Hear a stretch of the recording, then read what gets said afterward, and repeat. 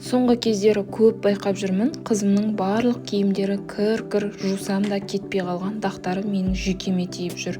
Өздеріңіз білетіндей, менің киімдегі кетпей қалған дақты кетіргенім туралы арнамда видео бар. Мен бүгін тура сол әдіспен киімдердің кетпей қалған дақтарын бір күнде кетіріп шығамын. Бірақ бұл жолы жаңа бір құралды сынап көргім келді.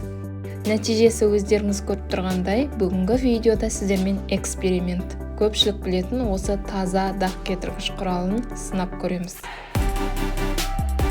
Алдымен кір сабынның тең жартысын үккіштен өткізіп алдым. Үлкен легенге 4 қасық гипоаллергенді кір жуғыш ұнтақ салдым. Кез келген порошок қоссаңыздар болады. Және таза деген оттегі ағартқышынан 2 қасық қостым.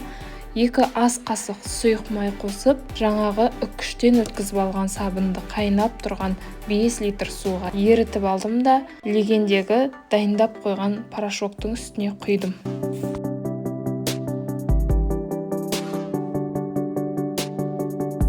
Порошоктар ерігенше жақсылап суды араластырамыз, кейін дағы кетпей тұрған киімдерді осы ерітіндіге саламыз. Ескеретін маңызды жайт, киімдерді міндетті түрде құрғатып салыңыз. Киімдер су болса, дақтар кетпей қалады.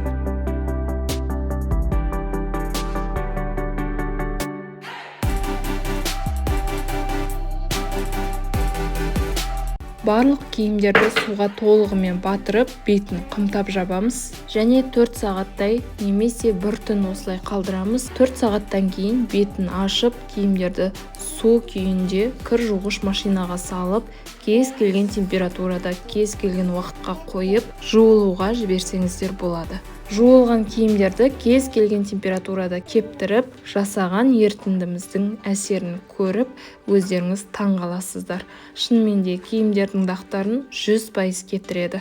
Мынау бодидің кейін түрі, ал негізінде осындай кетпей қалған дақ болатын.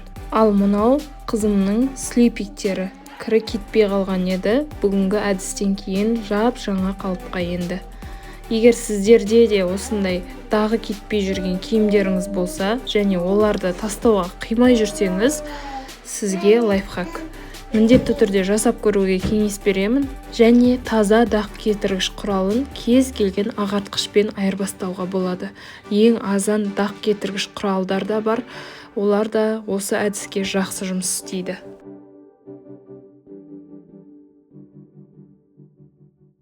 Ал енді таза ағартқышымен тағы бір эксперимент жасап көрейік.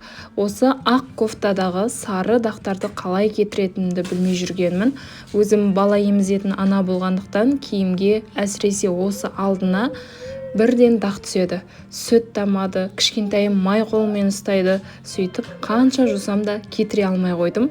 Тіпті белизнаға да салып көрдім. Ал бүгін осы таза ағартқышын қолданып көріп едім. Дақты бірден кетіріп, 2 кофтамды да ағартқан. Сіздермен қалай ағартқанымды бөлісе кетейін. 1 қасық кәдімгі стиральный порошок, 1 қасық таза ағартқыш ұнтағын қосып, 4 литр ыстық су құйдым. Киімдерімді толығымен суға батырып, бетін жауып, 1 түнге қалдырдым. Таңертең алып, стиральный машинаға салып, 1 сағат 60 градуспен жуып, кептіріп алдым. Нәтижесінде дақтардың бәрі кетіп, киімдерім ағарып, көңілімнен шықты. Сонымен таза оттегі ағартқышы сынақтан өтті. Маған қатты ұнады, жақсы кетіріп, дақтардың ізін де қалдырмады. Бұл ешқандай да жарнама емес, тек эксперимент ретінде сіздермен бөлісіп отырмын. Бүгінгі видеода менімен бірге болып, видеоны соңына дейін тамашалағандарыңызға рахмет. Бүгінгі сәтті экспериментте сіздермен бірге болған Каусар. Арнама тіркелмеген болсаңыз, тіркеле кетіңіз. Осындай да қызықты әрі пайдалы видеоларды менің арнамнан көре аласыздар. Келесі видеода кездескенше сау болыңыз.